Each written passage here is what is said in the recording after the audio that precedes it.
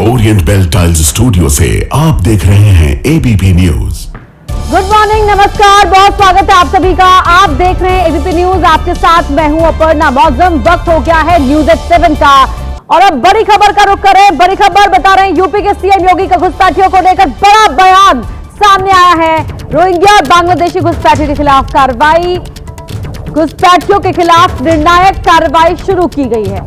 सतर्क रहें, पहचान जरूर करें, प्रदेश की सुरक्षा हम सभी की जिम्मेदारी है, ये कहना है मुख्यमंत्री योगी आदित्यनाथ का। शुरुआत कर रहे हैं दिल्ली की खबर के साथ, जहां दिल्ली के पंडारा रोड इलाके में भजन कीर्तन के दरबार पर उस वक्त सन्नाटा पसर गया जब अचानक ही कार्यक्रम स्थल पर लगे टेंट पर कांच का टुकड़ा और पत्थर आ गिरा। घर पर राधा रानी शादी समारोह से पहले के कार्यक्रम चल रहे थे। एक तरफ मेहंदी हल्दी का कार्यक्रम था तो दूसरी तरफ कार्यक्रम के आखिरी दिन भजन कीर्तन के वक्त टेंट पर पत्थर आ गिरा और थोड़ी देर में ईंट का टुकड़ा। इस घटना में 60 साल की महिला घायल बताई जा रही है, जिन्हें इलाज के लिए अस्पताल में भर्ती कराया गया है। आयोजक की माने तो ये घटना करीब शाम 5:30 से 5:45 के बीच की है। घटना के वक्त पंडाल में करीब 100 लोग मौजूद थे। 5 बजे के करीब साथ ही वहाँ से टूटे हुए शीशों के गिलास आने शुरू हुए। वहाँ से एक ईंट आई। ईंट आने के बाद हम लोग सभी मतलब हड़कंप मच गया कि ये क्या, ये पत्थर वगैरह कहाँ से आ रहा है। तो उनके सर पे यहाँ पे चोट लगी तो उनको फोर्टिस लेकर गए। फोर्टिस में उनका भी ट्रीटमेंट चल रहा है। घटना की सूचना मिलते ही पुलिस मौके पर पहुंची। पत्थर और कांच का टुकड़ा कहां से आया, किसने फेंका, इसकी जांच की जा रही है। फिलहाल पुलिस ने आसपास के सीसीटीवी कैमरे खंगालना शुरू कर दिया है और आसपास रहने वाले लोगों से पूछताछ में जुटी है। क्या हो अगर आप अपनी नई थार गाड़ी लेकर सड़क पर टशन से चल रहे हो और अचानक ही उस गाड़ी में आग लग जाए। केरल के पलक्कड़ में एक शख्स के साथ कुछ ऐसा ही हुआ है।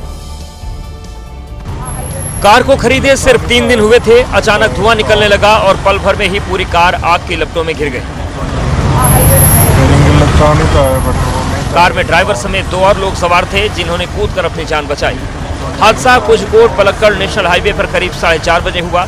जब तक फायर ब्रिगेड पहुंचती तब तक कार पूरी तरह जल चुकी थी। हालांकि स्थानीय लोगों ने आग बुझाने की कोशिश भी की, लेकिन कोई तरकीब काम नहीं आई। और अब बात करते हैं यूपी के बरेली की, जहां लगातार चोरी की वारदात को अंजाम देने वाले पति पत्नी का उस वक्त पर्दाफाश हो गया जब दुकानदार ने चोरी पकड़ने के लिए दुकान में लगा दिया सीसीटीवी। मौका मिलते ही महिला चोरी करने में जुट गई। तेजी से आगे बढ़ी और काउंटर में रखे पैसे निकालने लगी। जैसे ही उसे लगा कि अब दुकानदार उसकी ओर पलटकर देख लेगा तो वो तुरंत वहां से हट गई। अब इस महिला का दूसरा वीडियो देखिए, इसमें सामान चुराते दिखी।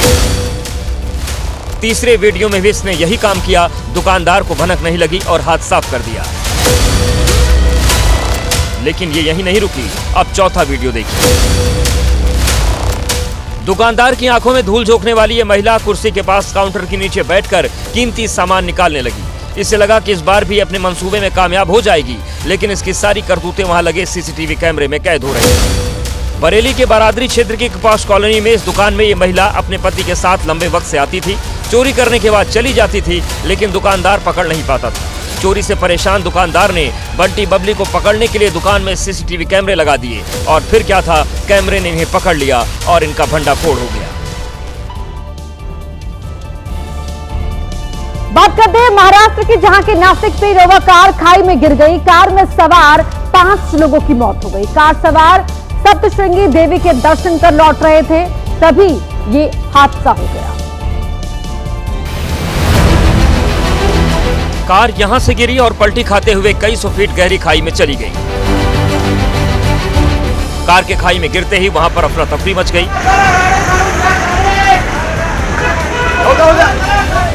लोगों की आंखों के सामने ही कार सवार मौत के मुंह में समा गए। हादसा बनी के घाट एरिया में गणेश पॉइंट के पास हुआ। मोड़ से कुछ मीटर पहले ही इनोवा कार अनियंत्रित हो गई और कार बैरिकेडिंग तोड़ते हुए खाई में चली गई। स्थानीय नागरिकों की सूचना पर आपदा प्रबंधन की टीम मौके पर पहुंची और लोगों को कार से निकालने में जुट गई। खाई गहरी होने की वजह से 5 लोगों की बॉडी निकालने में काफी मशक्कत करनी पड़ी। हरियाणा राजस्थान से बीजेपी के सांसद नवीन जिंदल की बेटी की शादी में मंच पर राजनीति के दिग्गज नजर आए। बीजेपी सांसद कंगना रनौत, टीएमसी सांसद महुआ मोइत्रा और एनसीपी शरद गुट की सांसद सुप्रिया सुले ने जमकर डांस किया। तस्वीरों में देखिए, बॉलीवुड के ओम शांति ओम गाने पर मंच पर राजनेता थिरक रहे हैं।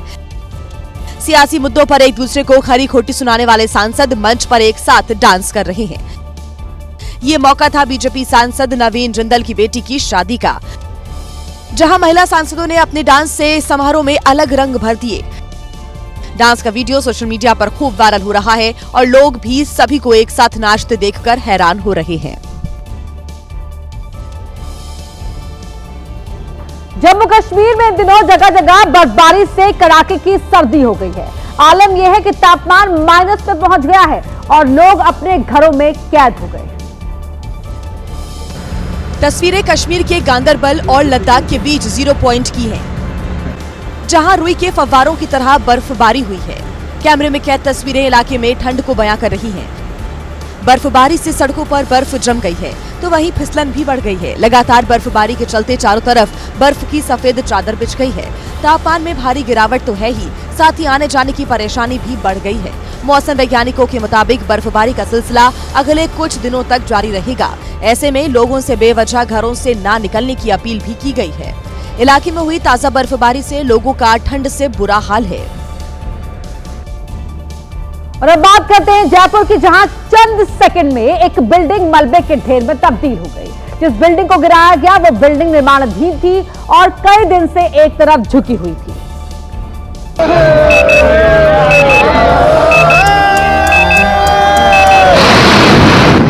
सिर्फ 5 सेकंड में बिल्डिंग का नामो निशान मिट गया। 5 मंजिला बिल्डिंग जो कि होटल के लिए तैयार हुई थी, वो 5 सेकंड में मिट्टी में मिल गई। मालवीय नगर इलाके की इस इमारत की रंगाई पुताई भी हो चुकी थी। होटल का उद्घाटन होता उससे पहले वो एक तरफ झुक गई। डर था कि कहीं ये गिर न जाए, इसीलिए प्रशासन ने पहले बिल्डिंग गिराने का नोटिस दिया और फिर आसपास के इलाकों को खाली कराया, जिसके बाद कई जेसीबी की मदद से बना बनाया होटल गिरा दिया गया। इस बिल्डिंग को गिराया गया, वहां आबादी से भरा हुआ इलाका है। अब मलबे को हटाकर बंद रास्तों को खोला जा रहा है। राजस्थान पुलिस ने धोखाधड़ी के आरोप में फिल्म निर्माता विक्रम भट्ट को गिरफ्तार कर लिया है। राजस्थान पुलिस ट्रांजिट रिमांड पर कल विक्रम भट्ट को उदयपुर लाने की तैयारी कर रही है। आरोप है कि विक्रम भट्ट ने बायोपिक बनाने के नाम पर एक कारोबारी से 30 करोड़ रुपए वसूल लिए। विक्रम भट्ट और अन्य लोगों के खिलाफ नवंबर महीने में ही एफआईआर दर्ज हुई थी। उदयपुर पुलिस ने कुछ दिन पहले लुकआउट नोटिस भी जारी किया था। एफआईआर के मुताबिक विक्रम भट्ट की मुलाकात एक इवेंट में Indian Indira group of companies के मालिक डॉक्टर अजय मुर्डिया से हुई, जिसने डॉक्टर की पत्नी की बायोपिक फिल्म बनाने का प्रस्ताव रखा और ये बताया कि किस तरह उन्हें 200 करोड़ का प्रॉफिट हो सकता है। विक्रम भट्ट ने बायोपिक बनाने के लिए 30 करोड़ रुपए का इन्वेस्टमेंट करने को कहा। इसके लिए साल 2024 में मुंबई के वृंदावन स्टूडियो बुलाया। इन्वेस्टमेंट के बाद प्रोजेक्ट अचानक रोक दिया। डायरेक्टर को मुंबई के यारी रोड इलाके से हिरासत में लिया गया, जो उस वक्त अपनी साली के घर रुके हुए थे। भारत के दिग्गज क्रिकेटर विराट कोहली आज आंध्र प्रदेश के सिंहाचलम मंदिर पहुंचे, जहां कल उन्होंने विशेष पूजा अर्चना की। मंदिर से उनके कई वीडियो सोशल मीडिया पर तेजी से वायरल हो रहे हैं। सफेद टी शर्ट, कंधे पर तौलिया और हाथ में फूलों की माला, विराट कोहली सिंहाचलम मंदिर में आज कुछ इस अंदाज में नजर आए। मंदिर के पुजारियों ने विधि विधान से पूजा अर्चना कराई और वैदिक मंत्रोच्चार हुआ। इसके बाद कोहली कप्पा स्तंभ के पास गए, उसे आम श्रद्धालुओं की तरह आलिंगन किया। हालांकि इस बार कोहली मंदिर में अकेले ही नजर आए। वैसे हर बार उनकी पत्नी अनुष्का उनके साथ होती हैं। कोहली के लिए यह सीरीज बेहद यादगार रही। उन्होंने 3 मैचों में 302 रन बनाए, जिसमें 2 शतक और 1 अर्धशतक शामिल था। शानदार प्रदर्शन के लिए उन्हें प्लेयर ऑफ द मैच चुना गया। तो खेल के मैदान पर विराट कोहली के बल्ले से रनों की बरसात निकली और उनके फैंस खुश हो गए, लेकिन भगवान के प्रति अपना आभार व्यक्त करने के लिए विराट कोहली मंदिर पहुंचे थे और तस्वीरें आपने देखी। और अब बात करते हैं केरल के कोलम की, जहां 10 से ज्यादा नाव में भीषण आग लग गई और भयंकर आग की इन तस्वीरों को जिस किसी ने भी देखा वो सहम गया। हादसे के बाद इलाके में अफरा तफरी मच गई। नावें निकली तो मछली पकड़ने के लिए थी, लेकिन उनको आग ने पकड़ लिया। पूरी पूछा की अष्टमुड़ी झील में चिंगारी ज्वाला में बदल गई। शुरुआती जांच में पता चला कि एक नाव में रखे सिलेंडर में धमाका हुआ, जिसके बाद एक नाव से दूसरी नाव में होते होते 10 से ज्यादा नाव में आग भड़क गई। आग बुझाने के लिए फायर ब्रिगेड की 6 से ज्यादा गाड़ियां मौके पर पहुंची। काफी मशक्कत के बाद आग पर काबू पाया जा सका, लेकिन तब तक सब कुछ जलकर राख हो चुका था। राहत की बात रही कि इस आग में जनहानि नहीं हुई। वहीं यूपी के बलरामपुर में ऐसा हादसा हुआ जिसको देखकर आपकी रूह कांप जाएगी। एक बेकाबू कार सवार ने सड़क किनारे खड़ी एक बच्ची को कुचल दिया। पुलिस ने आरोपी ड्राइवर को गिरफ्तार कर लिया है।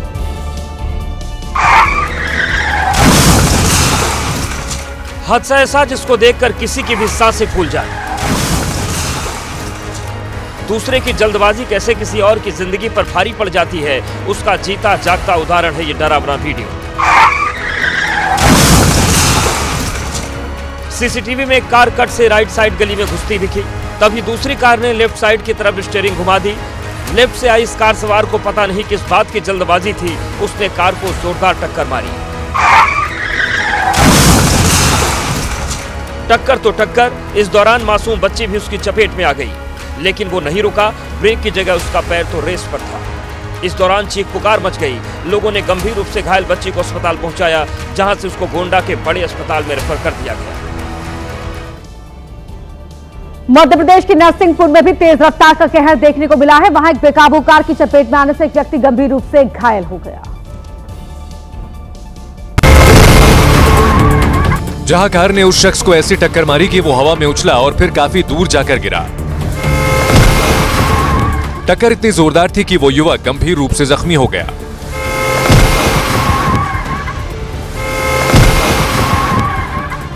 इससे पहले सड़क पर लोग आ जा रहे थे। ये शख्स एक गली से निकला और सड़क पार कर दूसरी तरफ जाने लगा। ठीक उसी समय तेजी से एक कार आई और उस शख्स को उड़ा दिया। हादसे के बाद ड्राइवर ने कार रोक दी, जिसके बाद ड्राइवर और कार में बैठे दूसरे व्यक्ति ने घायल को अस्पताल पहुंचाया। समाजवादी पार्टी के अध्यक्ष अखिलेश यादव आज यूपी के सहारनपुर में थे। दौरान मीडिया से बात करते हुए उन्होंने गठबंधन को लेकर बड़े बयान दिए। अखिलेश ने कहा कि आने वाले चुनाव में इंडिया गठबंधन के साथ ही 7 चुनाव लड़ेंगे। सहारनपुर यहाँ की जनता ने पिछली बार भी गठबंधन की मदद की और हमें पूरा भरोसा है आने वाले समय में समाजवादी पार्टी की सरकार बने, गठबंधन और मजबूत हो। अखिलेश यादव ने SIR के मुद्दे पर एक बार फिर चुनाव आयोग और बीजेपी को घेरा। तो बड़े पैमाने पर वोट काटने की साजिश है, बल्कि वोट बनाने का काम होना चाहिए था। SIR वोट काटने का है और आपको देख लेना, जिस समय फाइनल वोटर लिस्ट बन करके आएगी, बड़े पैमाने पर लोगों के वोट काटे जाएंगे। यूपी में 2027 में विधानसभा चुनाव होने हैं। ऐसे में अखिलेश शुरुआत से ही SIR को सियासी मुद्दा बना रहे हैं। और बड़ी खबर का रुख करें, वंदे मातरम की 185वीं वर्षगांठ पर आज संसद में चर्चा होनी है। लोकसभा में चर्चा के लिए 10 घंटों का वक्त है। पीएम मोदी वंदे मातरम पर चर्चा की शुरुआत करेंगे। कल राज्यसभा में वंदे मातरम पर चर्चा होगी और आज इस चर्चा की शुरुआत लोकसभा में प्रधानमंत्री मोदी करने जा रहे हैं। वंदे मातरम की 150वीं वर्षगांठ पर यह चर्चा होनी है। लोकसभा में यह चर्चा 10 घंटे आज चलेगी। पीएम मोदी इस बहस की शुरुआत करेंगे। रक्षा मंत्री राजनाथ सिंह दूसरे वक्ता होंगे। पहले पीएम मोदी, दूसरे वक्ता रक्षा मंत्री राजनाथ सिंह। और राज्यसभा में वंदे मातरम के पर चर्चा कल की जाएगी। इधर बीजेपी का कहना है कि जैसे ही चर्चा शुरू होगी, देश के सामने नेहरू की सच्चाई सामने आ जाएगी। कल जब डिस्कशन होगा पार्लियामेंट में वंदे मातरम को लेकर, मुझे लगता है the legacy of Nehru will again be subjected to exposure कि आखिरकार नेहरू क्या थे। वहीं कांग्रेस का कहना है कि उनके रग रग में वंदे मातरम है। देश की आजादी की लड़ाई में और भारतीय जनता पार्टी का मातृ संगठन अंग्रेजों का साथ दे रहा था। आज वंदे मातरम का उनको याद आ गई है। अरे तो वंदे मातरम तो हमारे रग रग में बसा है। चर्चा की शुरुआत पीएम मोदी कल दोपहर 12 बजे से करेंगे। वहीं इसके बाद रक्षा मंत्री राजनाथ सिंह भी सदन को संबोधित करेंगे। और अब बात करते हैं हुमायूं कबीर की। टीएमसी के निलंबित विधायक हुमायूं कबीर ने कल मुर्शिदाबाद में बाबरी मस्जिद का शिलान्यास किया था, जिस पर बंगाल से लेकर दिल्ली तक की सियासत गर्म हो गई। शिलान्यास शनिवार को हुआ। बीजेपी ने साफ कर दिया है कि उसे मस्जिद से कोई ऐतराज नहीं है, आपत्ति सिर्फ बाबरी के नाम पर। देखिए, बाबरी मस्जिद बंगाल में कभी भी एक्सेप्टेड नहीं होगा। अब मस्जिद बनाए कोई मना नहीं कर रहा है, लेकिन बाबर के नाम से मस्जिद बनाना मुझे लगता है हिंदुओं के ऊपर अपमान करने की, हिंदुओं को आघात करने की एक चेष्टा है। इधर कांग्रेस कह रही है कि बीजेपी के इशारे पर सांप्रदायिक माहौल खराब किया जा रहा है।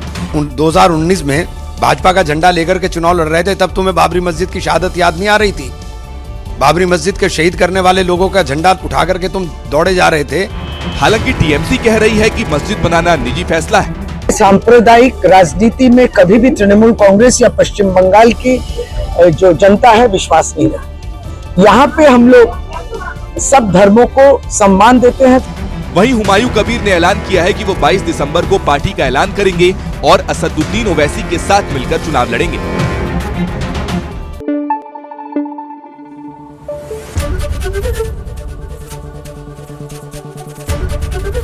एबीपी न्यूज आपको रखे आगे।